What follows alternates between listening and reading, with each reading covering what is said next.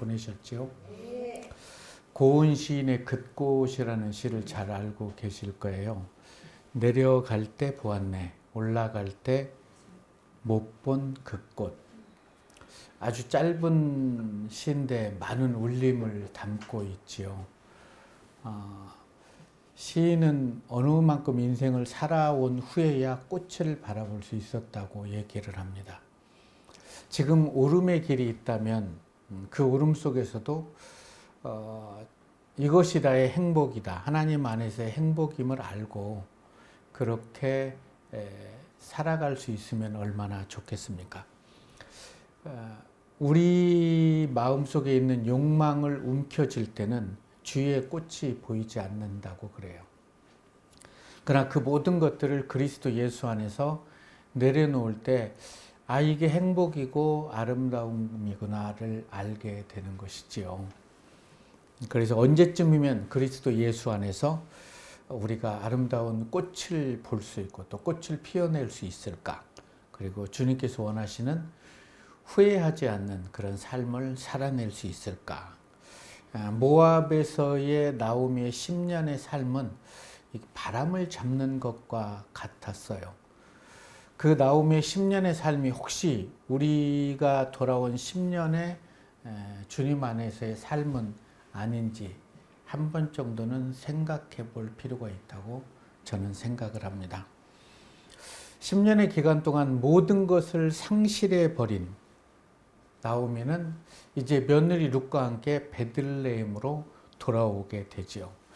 베들레헴에 돌아온 룻은 시므를 섬기기 위해서 남의 밭에 이삭을 주우러 내보내는 나오미의 마음, 그리고 이삭을 주어야 하는 룻의 마음은 과연 어땠을까? 이들의 삶은 하나님의 품을 떠나기 전에 나오미의 삶은 꽃 같은 삶이었죠.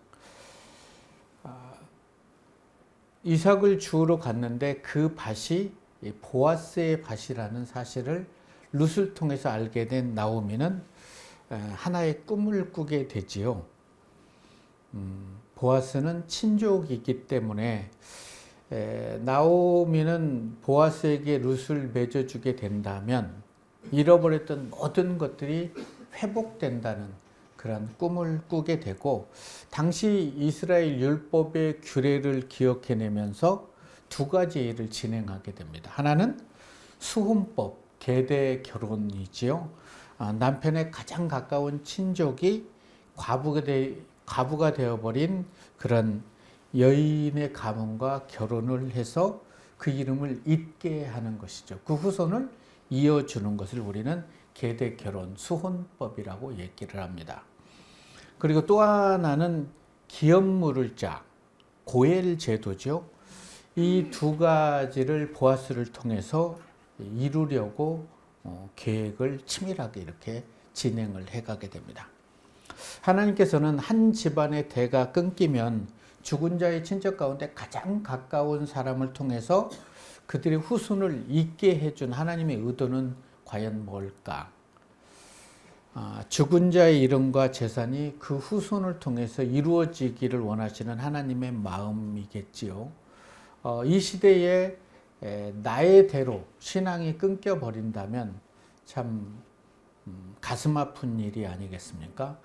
그래서 그 신앙의 유산이 그 대에 끊겼다면 우리가 그 후손에게 복음을 전할 수 있는 게 기업 물을 자에 대한 사명은 아닌가 그렇게 생각해 봅니다.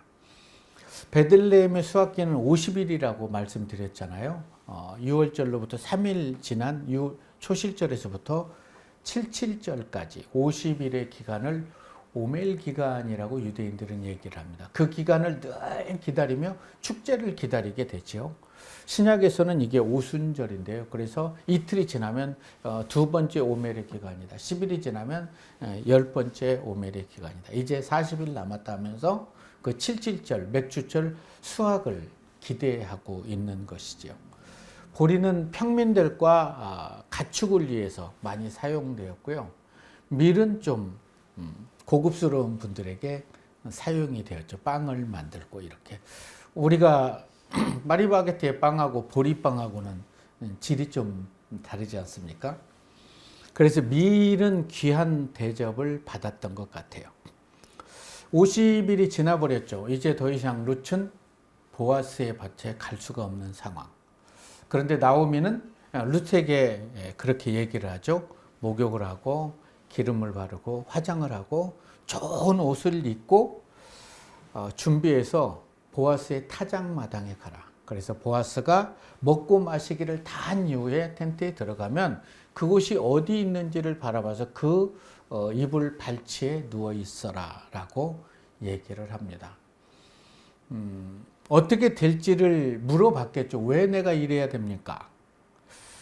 그런데 성경을 연구하는 자료들을 이렇게 펼쳐보면 보아스는 좀 나이가 많았다고 이렇게 모든 성경 학자들이 얘기를 해요.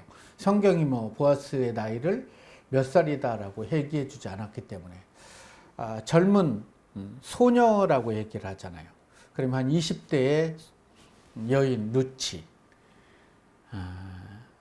만약에 60대의 남자와 결혼을 하라는 시어머니의 말을 듣는다면 그게 받아들이기가 쉬웠을까요?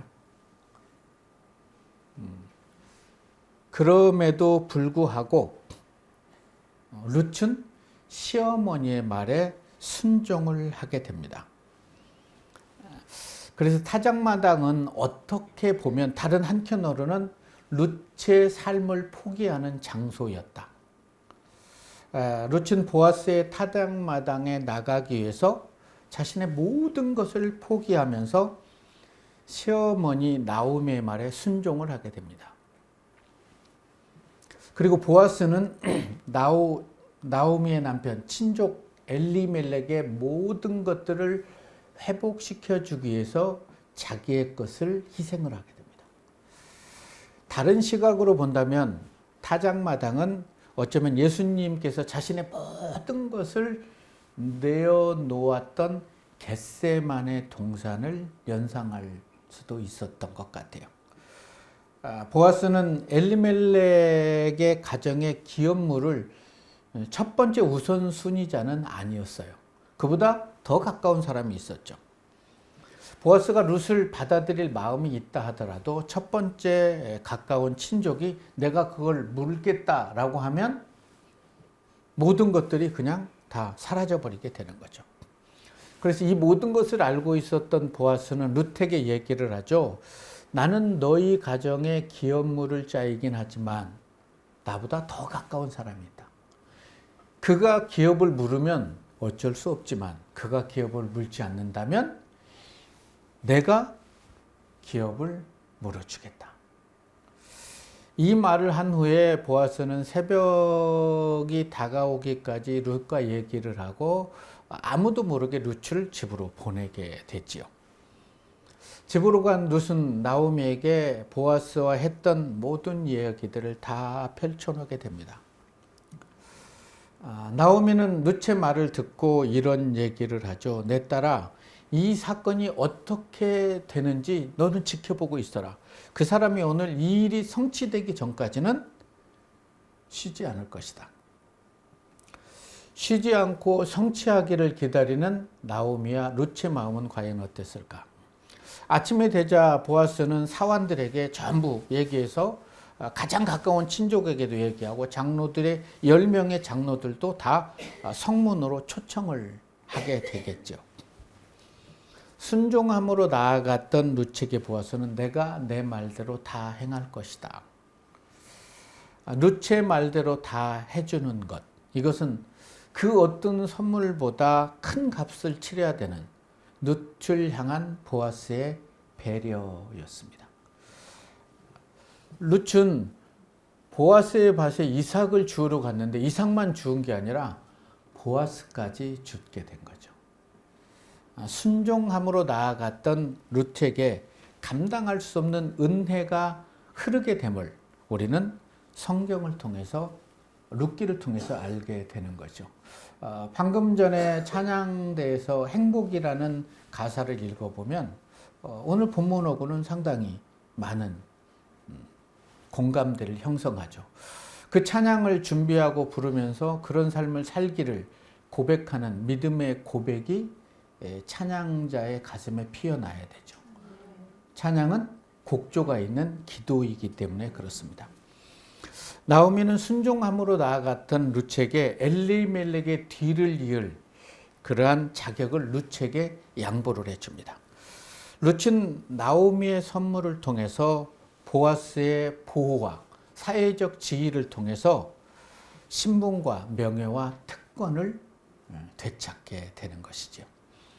이런 줄거리를 가지고 오늘 본문을 들여다보겠습니다. 룻기 4장 1절에서 10절의 말씀입니다. 보아스가 성문으로 올라가서 거기에 앉아 있으니 마침 보아스가 말하던 기업 물을 자가 지나가는지라. 보아스가 그에게 이르되 아무개여 이리 와서 앉으라 하니 그가 와서 앉으매.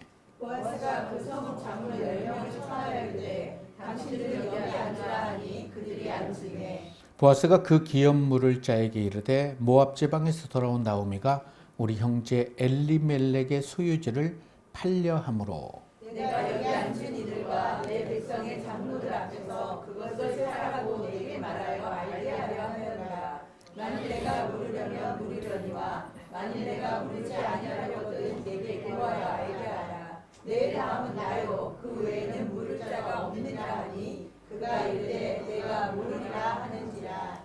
보아스가 이르되 내가 나오미의 손에서 그 밭을 사는 날에 곧 죽은 자의 아내 모압 여인 룻에게서 사서 그 죽은 자의 기업을 그 이름으로 세워야 할지니라 하니 그 기업 물을 자가 이르되 나는 내 기업에 손해가 있을까 하여 나를 위하여 물지 못하노니 내가 물을 것을 내가 물으라. 나는 물지 못하겠노라 하는지라. 옛적 이스라엘 중에는 모든 것을 물으거나 교환하는 일을 확정하기 위하여 사람이 그의 심을 벗어 그 이웃에게 주더니 이것이 이스라엘 중에 증명하는 전례가 되니라. 이에 그 기업 물을 자가 보아스에게 이르되 내가 너를 위하여 사랑하고 그의 신을 벗는지라. 보아스가 장로들과 모든 백성들에게 이르되 내가 엘리멜렉과 기럐과 말론에게 있었던 모든 것을 나오미의 손에서 산 일에 너희가 오늘 증인이 되었고 또 말론의 아내 모압 여인 룻을 사서 나의 아내로 맞이하고 그 죽은 자의 기업을 그의 이름으로 세워 그의 이름이 형제들과 곧 성문에서 끊어지지 아니하게 하매 너희가 오늘 증인이 되었느니라 하니. 아멘. 1절의 말씀을 이렇게 살펴보면 보아스가 성문에 올라가서 거기에 앉아 있다라고 기록을 하지요. 고대 도시에서 가장 중요한 장소 성문이었습니다. 성문에서는 토라 하나님의 말씀을 가르쳤을 뿐만이 아니라 부동산에 관한 논쟁이냐 간음, 절도, 살인 각종 범죄에 대해서도 재판을 열었던 곳이 성문이었습니다. 보아스가 성문에 앉아 있다라는 말은 재판관이라는 뜻이죠. 그러니까 참 유력한 사람이었죠. 보아스가 자리 잡은 후에 기업 물을 우선권자 또한 재판관의 자리에 앉게 되게 됩니다. 법정에서 2명의 재판관이 재판을 받는 그런 독특한 상황이 연출되고 있고요. 그리고 법정을 구성하기 위해서는 10명의 정족수가 채워져야 했기 때문에 10명의 장로들을 다 초청해서 그들 또한 재판관으로 앉아 있어서 지금 재판이 시작됩니다. 이 10명의 장로들은 백성들을 대표했기 때문에 법정에서 일어나는 모든 일들을 백성에게 알릴 책임이 있었던 분들이 10명의 장로님들이었어요. 근데 사안은 아주 단순합니다. 과부가 된 나오미의 남편이 소유지를 팔고자 해요. 기업 물을 짝 가운데 순위가 가장 가까운 사람이 살 것이냐 사지 않을 것이냐 이것을 선택하는 거예요. 룻이 보아스의 청혼을 받아들이고 집으로 돌아갔고 다음 날이 되자 보아스는 분주하게 움직이죠. 사안을 통해서 10명의 장로들 초청하고 또 가장 가까운 우선순위에 있는 친족을 초청을 하게 되죠. 그리고 보아스는 그에게 아무개여 이리 와서 앉으라라고 권한 후에 기업 물을 자에게 모압 지방에서 돌아온 나오미가 우리 형제 엘리멜렉의 소유지를 팔려고 하는데 장로들 앞에서 내가 그것을 살 것이냐라고 일단 제시를 하게 된 거죠. 그러면서 보아스는 이 사람이 사면 어떡하지? 나오미와 룻도 저 사람이 사면 안 되는데? 라고 하면서 기도하지 않았을까요? 그래서 노파심에 이런 질문을 합니다. 5절의 말씀을 우리말 성경으로 제가 읽어드릴게요. 자네가 나오미에게서 그 땅을 사는 날 남편이 죽은 과부인 모압 여자 룻도 떠맡아야 하네. 그 죽은 사람의 이름으로 그 유산을 이어갈 수 있도록 말일세. 그 돈이 상당하다는 거예요. 근데 그게 룻의 아들에게 다 물려줘야 된다는 거예요. 보아스의 말을 들은 아무개는 나오미가 모압 여인 룻과 함께 베들레헴에 돌아왔던 소식을 다 들었을 거예요. 그리고 내가 가장 가까운 친족이라는 것도 알고 있었죠.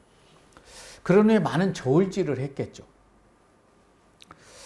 그는 보아스와 장로들 앞에서 자신의 생각을 이렇게 표현합니다.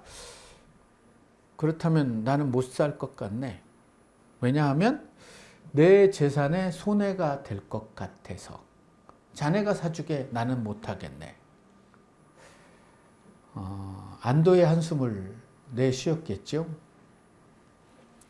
아무개의 선택에 보아스는 되게 고마워했을까요?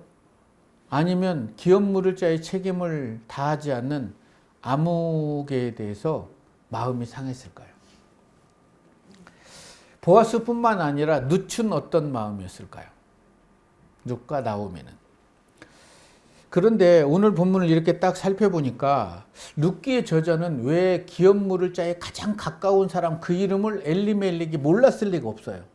그런데 왜 아무개라고 기록했을까요? 자신의 재물에 손해가 될까봐 친족의 고통 따위는 아랑곳하지 않는 그 사람의 이름을 의도적으로 빼버린 건 아닐까요? 마태복음 족보에서도 4명의 왕의 이름을 의도적으로 뺀 이유, 아합 집안의 이세벨의 딸 아달랴와 여호람과 결혼을 시키죠. 그래서 아하시아, 아달랴, 요아스 이 아합계에 있는 그들의 이름을 마태는 의도적으로 빼게 되는 거죠. 바알 문화에 젖어버렸던 사람들. 아무튼 그런 의도로 이름을 뺐던 건 아닌가. 성경에서는 그가 왕일지라도 하나님 말씀대로 살지 않는 사람은 한 줄로 요약합니다. 멋있지 않습니까? 네. 그 인생을 한 줄로 또 마감해버려요.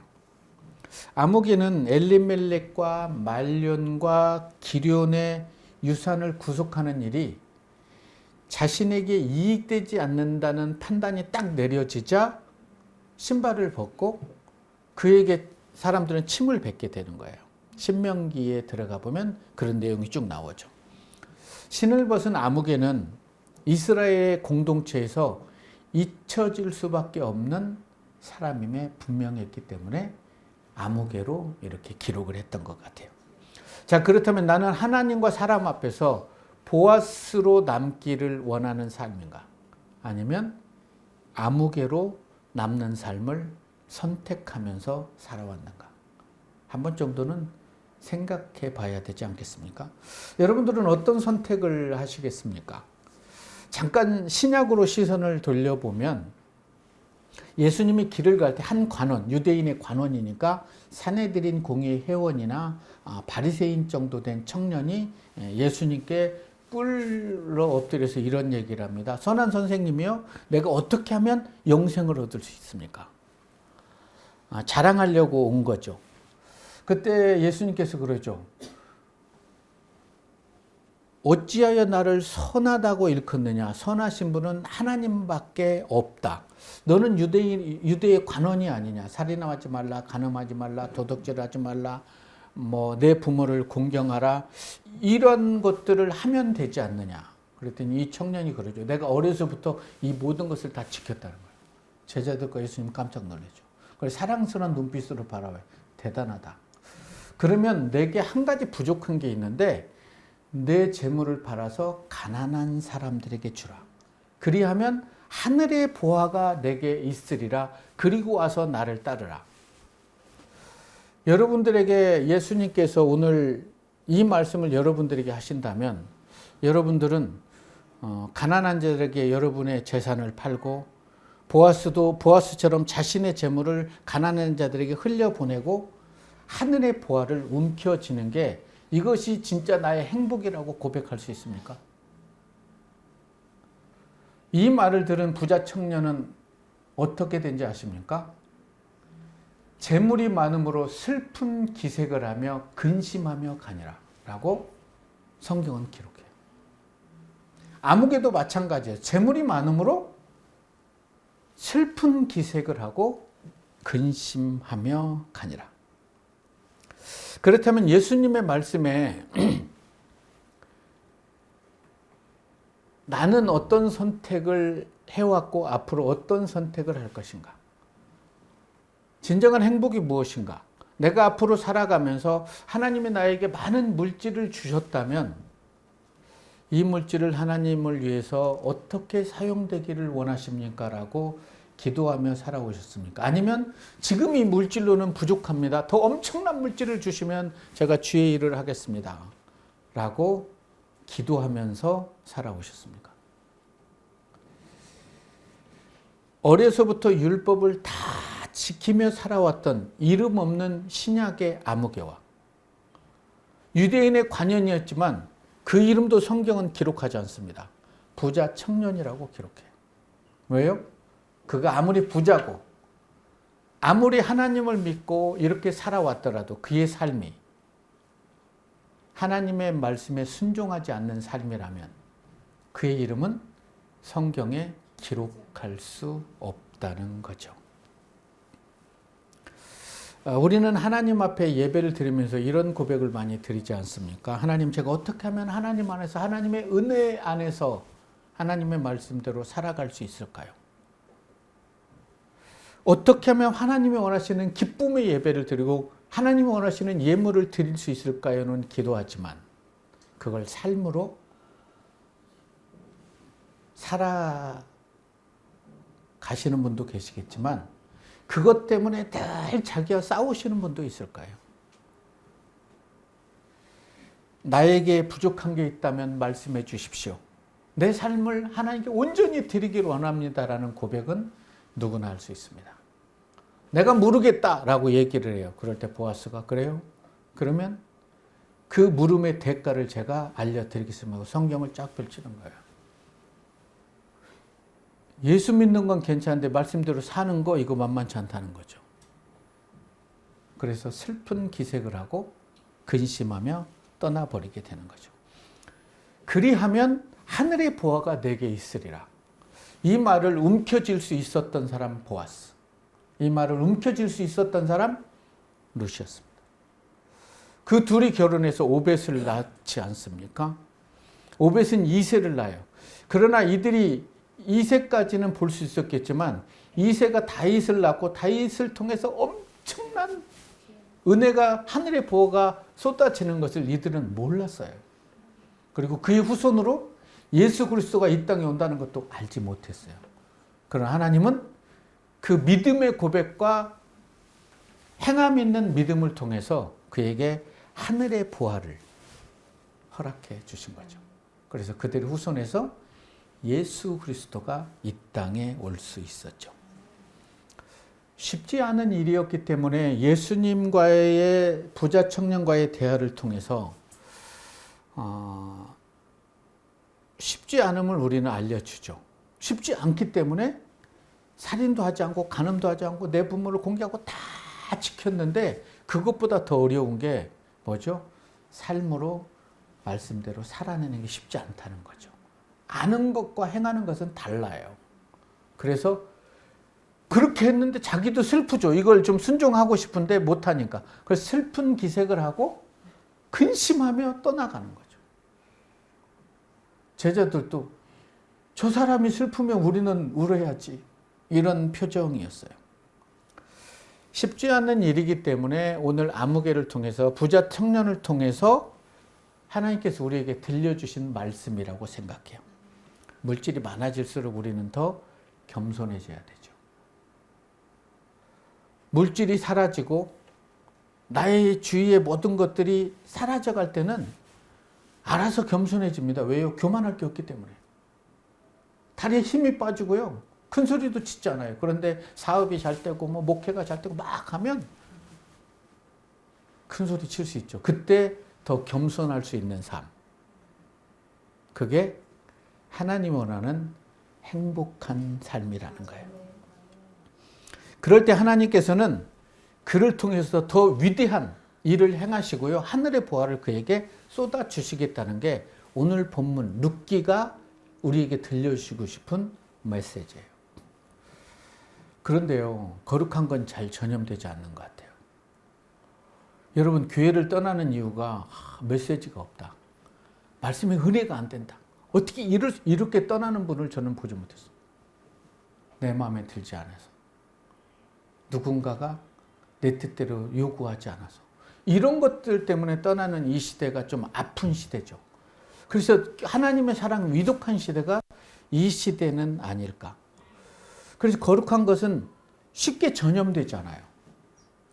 말씀을 막 사모하고 예배를 사모하고 뭐 헌신하기를 갈망하고 내가 이걸 하겠습니다. 아무도 이걸 하면 안 됩니다. 이런 분들을 보기가 쉽지 않죠.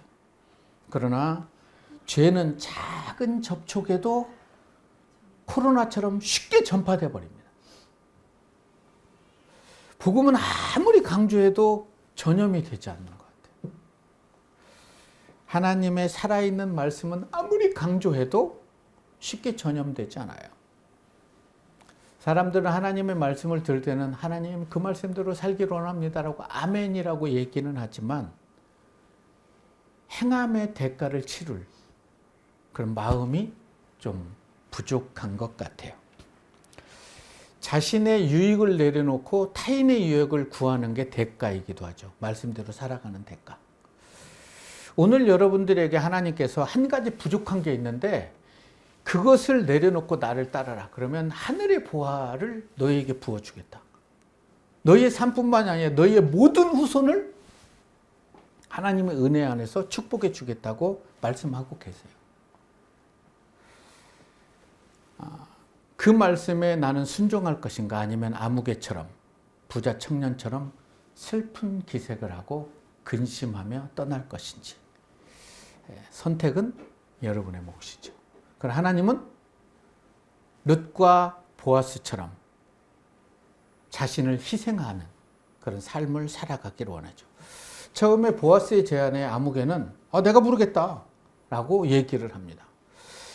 그런데 자세히 얘기를 해주니까 이거 하려면 이것저것 하고 이것도 물어줘 다 해야 돼. 들어보니까 와 성경대로 사는 거 만만치 않은데 나 못하겠다. 그냥 뭐 예배 드리고 이렇게 하지 깊이는 들어올 이유가 없다. 유대인의 관원처럼 가진 것이 많기 때문에 자기의 주장이 많기, 자기의 생각이 많기 때문에 근심하며 자리를 떠난 거죠. 그러나 보아스에게는 누구도 강요하지 않았습니다. 당신 돈 많잖아. 그러니까 이것 좀 해줘. 이런 얘기 안 했어요. 신앙생활은 하나님의 은혜를 받은 자가 그 은혜를 흘려보내죠. 적게 받은 자는 적게 사랑하고 많이 받은 자는 많이 사랑해요. 오늘 법정에서 아무개처럼 기업 물을 책임을 거부하게 되면 하나님의 말씀에 순종함을 거부하게 되면 어떻게 되는지를 성경을 통해서 한번 볼까요? 신명기 25장 7절에서 10절의 말씀입니다. 저랑 한 절씩 읽겠습니다. 그러나 그 사람이 만일 그 형제의 아내 맞이하기를 즐겨하지 아니하면 그 형제의 아내는 그 성문으로 장로들에게 나아가서 말하기를 내 남편의 형제가 그의 형제의 이름을 이스라엘 중에 잊기를 싫어하여 남편의 형제된 의무를 내게 행하지 아니하나이다 할 것이요. 그 성 장로들은 그를 불러다가 말할 것이며 그가 이미 정한 뜻대로 말하기를 내가 그 여자를 맞이하기를 즐겨하지 아니하노라 하면 그의 형제의 아내가 장로들 앞에서 그에게 나아가서 그의 발에서 신을 벗기고 그 얼굴에 침을 뱉으며 이르기를 그 형제의 집을 세우기를 즐겨 아니하는 자에게는 이같이 할 것이라 하고 이스라엘 중에서 그의 이름을 신 벗김 받는 자의 집이라 부를 것이니라. 네, 이해가 되시죠? 신발을 벗겼다는 거. 다른 사람의 약점을 내가 받아들이면 그것도 나의 약점이 됩니다. 약점을 받아들였다고 그게 강점이 되지는 않아요. 그럼에도 보아스, 나오미, 룻은 다른 사람의 약점을 받아들입니다. 보아스는 나오미와 룻의 약점과 허물과 수치를 다 받아들였어요. 예수님께서는 우리의 허물과 수치와 죄를 받아들이기 위해서 수치를 당해왔고요. 많은 매질을 맞아야 했고요. 벌거벗은 채 십자가에 못 박혀야 했어요. 예수님께서도 부자 청년처럼 아무개처럼 나 못 모르겠다 라고 했다면 우리는 예수님을 통해 구원받을 수 없는 불쌍한 영혼임에 분명합니다. 만일 예수님께서 우리의 죄를 대속해 주지 않으셨다면, 십자가에 못 박히지 않았다면, 또 예수님께서도 우리의 죄를 대속할 이유가 없었던 거죠. 누구도 강요하지 않아요. 나 못하겠다 라고 했다면 아직도 우리는 그렇게 서성거려야 되죠. 예수님이 오신 이유를 요한복음 10장 10절에서 이렇게 얘기해요. 내가 온 것은 생명을 주고 더욱더 풍성한 삶을 살게 하기 위해서 나를 버린다는 거예요. 누군가에게 생명을 주고 더욱더 풍성한 삶을 살게 하기 위해서 자신의 소유권을 내어주었던 사람, 보아스. 그리고 룻. 예수님의 죽으심으로 인해 생명을 안고 풍성한 삶을 살아가고 있다면, 그래서 룻이 되고 보아스가 되어서 자신의 기쁨을, 자신의 것을 기쁨으로 누군가에게 흘려보낼 수 있는 사람이 이 시대에 하나님이 찾고 계시는 하나님의 사람임을 기억하시기 바랍니다. 여러분은 아무개로 남기를 원하십니까? 아니면 룻과 보아스로 남기를 원하십니까? 나오미처럼 내려갈 때 하나님의 높고 위대하심을 깨닫고 내려갈 때 보았네, 올라갈 때 못 본 그 꽃도 감사한 일이죠. 그때라도 볼 수 있었기 때문에. 그러나 보아스와 룻처럼 올라갈 때도 보면서 누군가를 위해서 자기의 삶을 내어놓고 내려갈 때도 하나님의 은혜를 감사하며 살아갈 수 있는 그런 삶을 살아주신다면 하나님이 눈물을 흘리실 것 같아요. 그런 은혜가 여러분의 삶에 흐르기를 주님의 이름으로 축원합니다.